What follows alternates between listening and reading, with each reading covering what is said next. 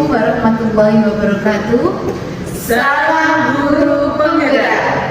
Kami dari CGB Angkatan 10 Kabupaten Tuban dari kelas 224B akan mempraktekkan demonstrasi kontekstual modul 2.3 Coaching Supervisi Akademik. Perkenalkan, saya Lili Tri Astuti dari UPT SD Negeri Reng 1 akan menjadi pengamat atau supervisor. Saya Ermawati dari SMP Negeri 1 Tuban akan berperan sebagai coach. Dan saya Lilis Yuniati dari SDIT Al-Aswad Tuban akan berperan sebagai coach. Selamat menyaksikan.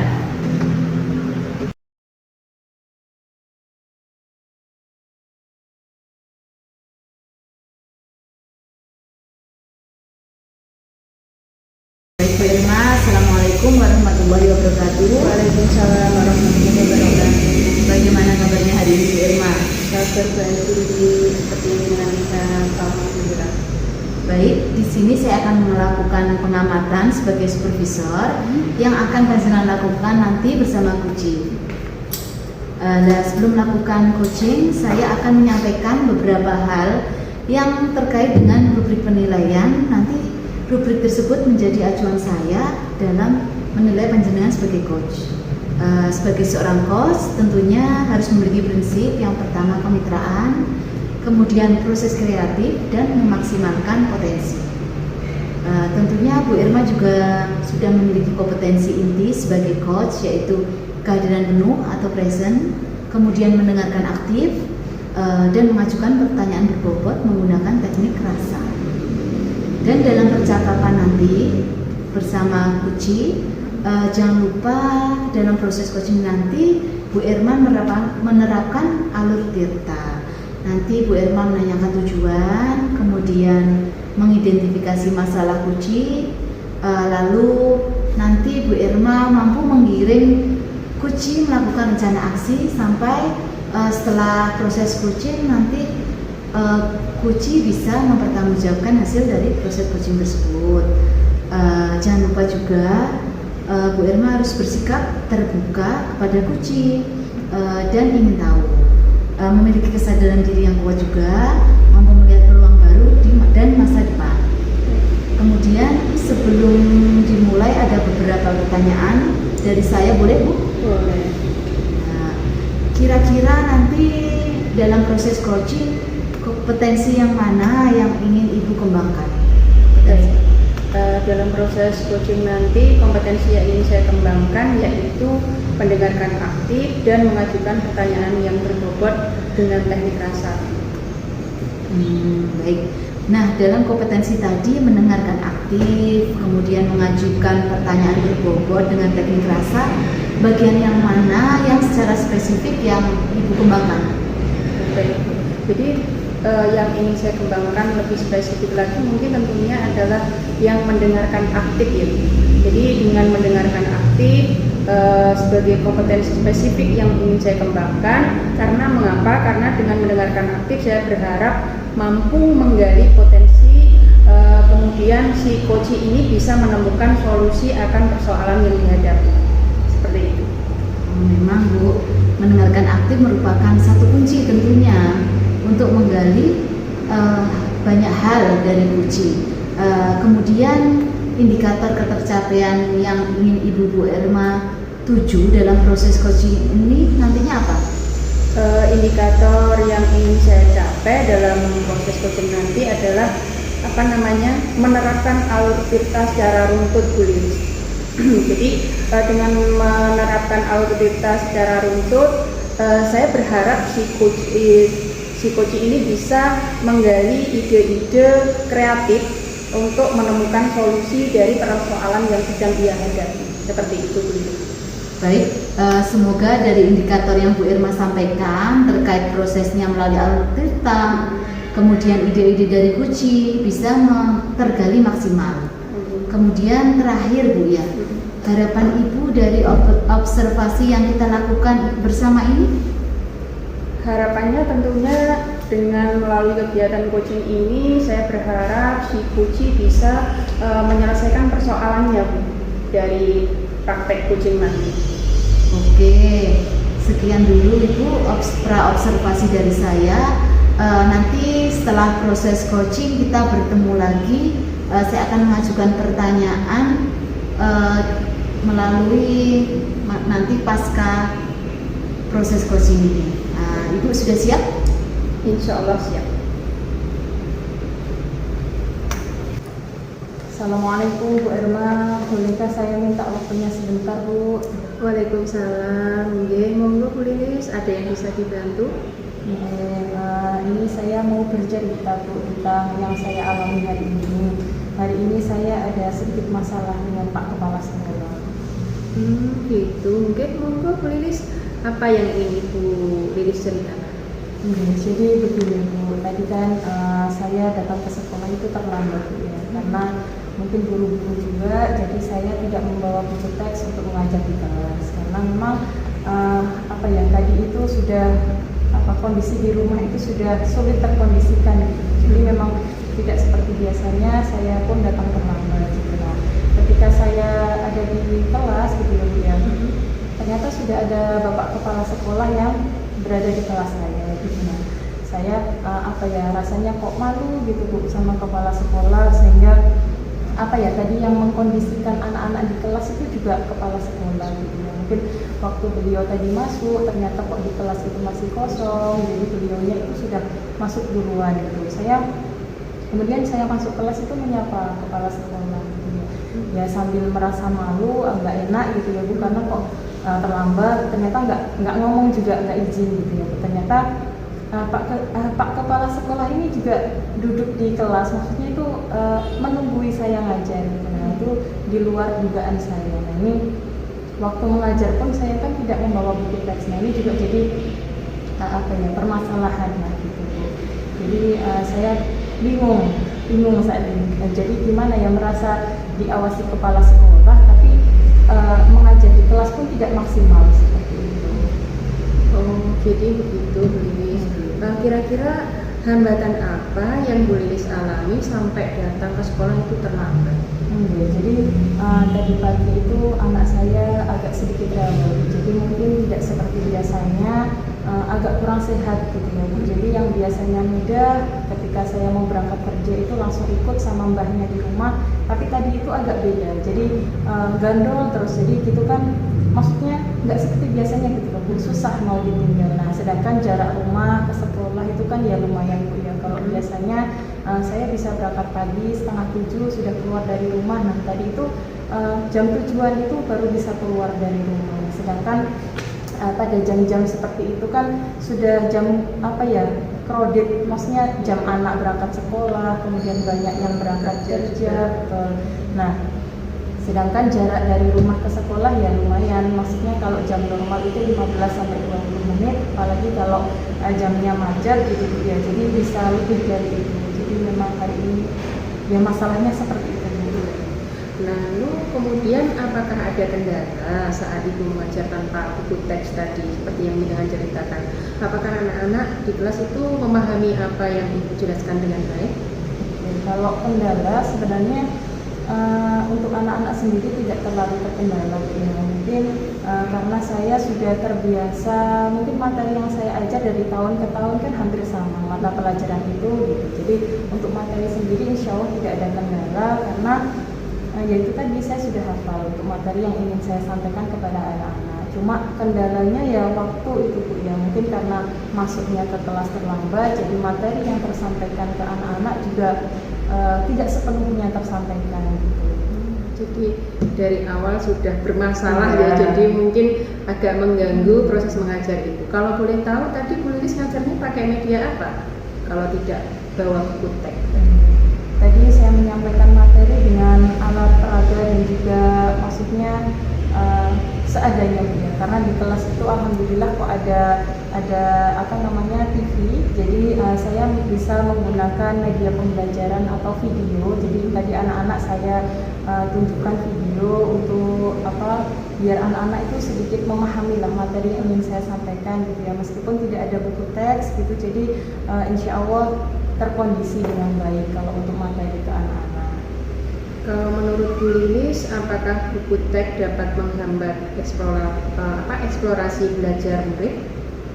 Kalau menurut saya sendiri, buku teks itu tidak menghambat sama sekali Bu, karena dengan adanya buku teks akan menambah referensi murid gitu Bu ya dalam proses pembelajaran. Nah, jadi tidak menghambat sama sekali. Jadi tidak menghambat ya. Ya, saya setuju dengan Bu Lilis. Semua bisa kita jadikan sebagai sumber belajar. Semakin banyak yang kita gunakan, semakin baik tentunya. Nah, untuk keterlambatan tadi, apakah setiap hari Ibu juga datang terlambat? Nah, sama sekali tidak Bu. Saya bahkan hari ini pun merasa sangat malu karena memang biasanya saya jarang terlambat. Karena memang kondisi hari ini tuh di luar dugaan saya ya, karena ya masalah tadi anak yang sudah terkondisi tidak mau ditinggal seperti itu. Jadi memang hari ini ya begitu Bu. Jadi karena masalah di rumah, ada masalah di rumah. Ya, saya setuju dengan Bu Lilis. Semua bisa kita jadikan sebagai sumber belajar ya Bu. Semakin banyak yang kita gunakan, semakin baik. Untuk keterlambatan tadi, apakah setiap hari Bu Lilis datang terlambat? Tidak Bu Irma, jadi biasanya saya datang itu tepat waktu Bu ke sekolah. Ya seperti yang saya ceritakan tadi, mungkin karena si kecil yang lagi kurang sehat, jadi maunya memang sama ibunya terus gitu ya. Gak mau ditinggal, terus berangkat ke sekolah. Jadi saya juga campur aduk rasanya, bingung mau meninggalkan anak di rumah yang lagi sakit, tapi tanggung jawab di sekolah juga nggak bisa ditinggal. Jadi serba bingung, tapi mau gimana ya punya harus jalan kembali. Ya, Bu Lilis yang sabar. Sebagai seorang pendidik dan juga sekaligus seorang ibu, ya harus seimbang bagi waktunya, ngoten gitu ya. Jadi sekarang apa rencana Bu Lilis untuk menyelesaikan masalah ini? Saya nanti akan menemui Pak Kepala Sekolah Bu, mau menjelaskan dan meminta maaf sama beliau.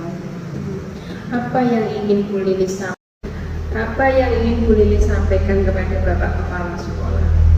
Ya mungkin yang pertama saya akan meminta maaf sama Kepala Sekolah karena tidak izin karena telah datang terlambat. Mungkin kedepannya saya akan izin terlebih dahulu apabila berhalangan hadir tepat waktu, biar anak-anak di kelas juga terkondisikan. Misalnya ada guru tiket yang menggantikan saya atau guru yang lain gitu. Jadi tidak seperti tadi kepala sekolah datang ke kelas sehingga mengkondisikan anak-anak. Kemudian saya juga akan menjelaskan ketika proses pembelajaran tidak menggunakan buku teks itu ada yang lain, misalnya alat peraga atau media pembelajaran yang lain yang bisa digunakan seperti video pembelajaran atau materi-materi yang bisa didapat dari internet seperti itu, sehingga pembelajaran itu tidak harus dengan buku teks.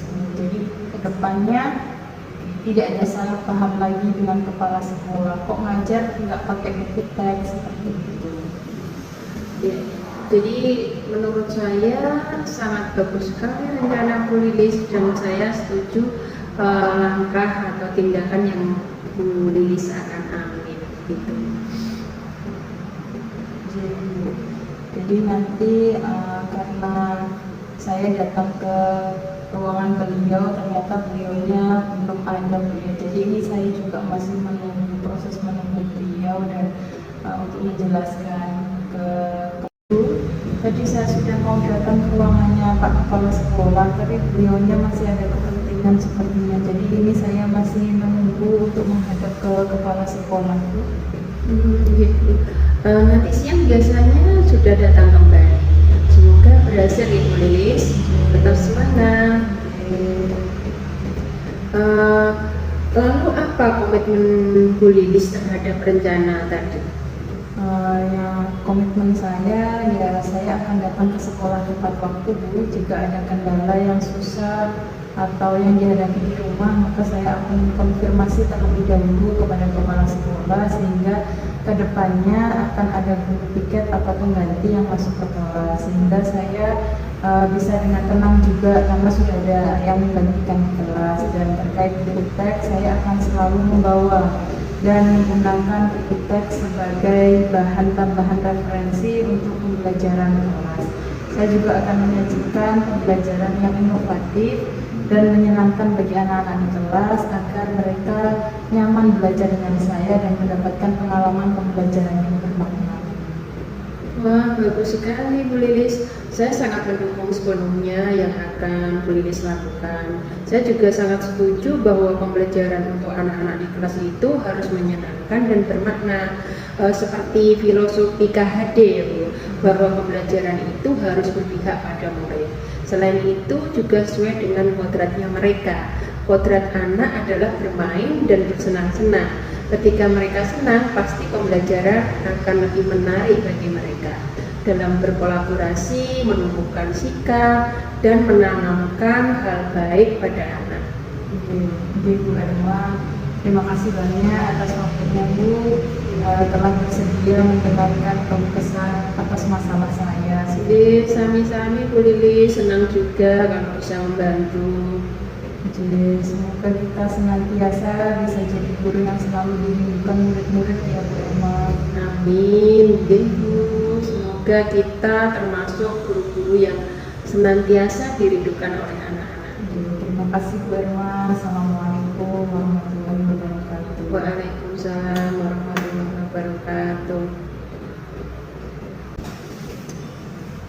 Baik Bu Irma, tadi saya sudah mengamati jalannya proses coaching yang Bu Irma lakukan bersama Koji. Ada beberapa catatan, namun sebelum saya sampaikan kepada Bu Irma, saya ingin menanyakan beberapa hal, boleh ya? Boleh. Apa yang sudah Bu Irma lakukan ketika proses coaching dan indikator tercapaian apa yang sudah Bu Irma lakukan pada waktu coaching? Jadi yang sudah saya lakukan ketika melihat coaching tadi adalah saya merasa sudah menerapkan prinsip kemitraan, kemudian juga proses kreatif dan juga memaksimalkan potensi daripada si coaching seperti itu. Kemudian indikator pencapaian yang sudah saya rasa terapkan begitu Bu Lili adalah mendengarkan aktif dan juga melakukan pertanyaan bobot pada coaching. Itu yang saya rasa. Jadi yang sudah Bu Irma sampaikan tadi sama seperti pada catatan saya Bu Irma, yaitu bahwa Bu Irma tadi sudah menerapkan prinsip kemitraan. Hal ini ditunjukkan tidak ada perbedaan atau setara ya. Kemudian Bu Irma juga sudah melakukan proses kreatif yang mana tadi terlihat dari pertanyaan-pertanyaan Ibu yang berusaha menggali aktivitas coaching untuk mengeluarkan solusi terkait permasalahannya tadi Bu. Kemudian Bu Irma juga memberikan pertanyaan-pertanyaan berbobot untuk memaksimalkan kompetensi coaching. Nah, tadi juga saya lihat Bu Irma tadi sudah menerapkan kompetensi inti, yaitu mendengarkan aktif dan menanyakan pertanyaan berbobot pada coaching tadi. Ya, alhamdulillah Bu Irma juga menggunakan alur Tirta secara runtut dari tujuan sampai dengan tanggung jawab. Kemudian proses coaching tadi saya amati juga sangat luar biasa Ibu. Ini pertanyaan terakhir Bu ya. Dari proses coaching tadi kira-kira kompetensi apa lagi yang ingin Ibu kembangkan? Kompetensi lain yang ingin saya kembangkan selain terkait dengan mendengarkan aktif dan melakukan bobot adalah tentang kehadiran penuh itu atau present itu. Jadi saya berharap dengan bisa menerapkan kompetensi itu saya bisa lebih bisa menggali lagi dan si coach yang sedang mengikuti kegiatan coaching dengan saya itu bisa lebih leluasa untuk mengeluarkan atau menyampaikan persoalan yang sedang dihadapi. Nah, selain itu saya juga ingin menerapkan teknik stop bullying. Jadi dengan menerapkan teknik stop ini saya berharap si coach itu bisa lebih rileks begitu ketika dia mau menyampaikan apa yang dirasakan seperti itu. Kurang lebih. Baik, jadi kompetensi kehadiran penuh atau present adalah kompetensi selanjutnya yang ingin dikembangkan. Semoga Ibu dapat mengembangkan kompetensi-kompetensi yang ingin Ibu harapkan dengan maksimal dan mampu memberikan pelayanan maksimal dalam proses coaching selanjutnya. Oke, terima kasih Bu Irma.